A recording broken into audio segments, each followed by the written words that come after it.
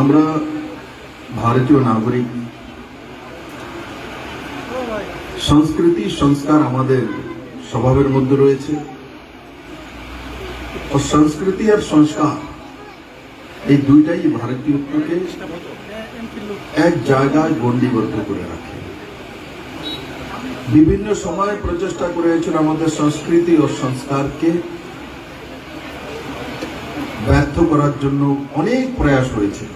কমিউনিস্টরা করেছে, মুঘল শাসকরা করেছে, লোধী শাসকরা করেছে। প্রায় 1800 বছর ভারতবর্ষের এই কৃষ্টি সংস্কৃতি ব্যবস্থাকে ধ্বংস করার প্রচেষ্টা করা হয়েছিল।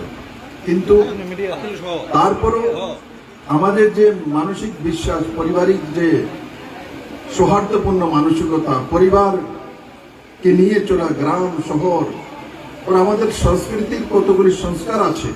জন্ম হলে কি হতে হয়, মৃত্যু হলে কি হতে হয়, ভারতবর্ষের বিভিন্ন প্রান্তে আলাদা আলাদা, কিন্তু সংস্কারগুলি প্রায় একই ধরনের। আর এইগুলিকেই শেষ করার প্রচেষ্টা কমিউনিস্টরা, মুঘলরা, মুসলিম শাসকরা করেছিল।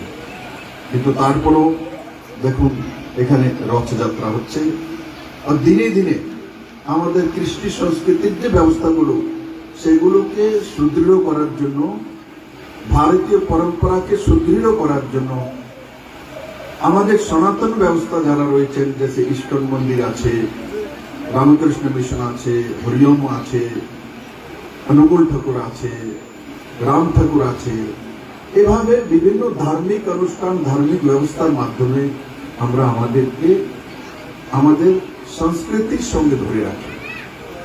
এটাই আমাদেরকে শক্তি যোগায়।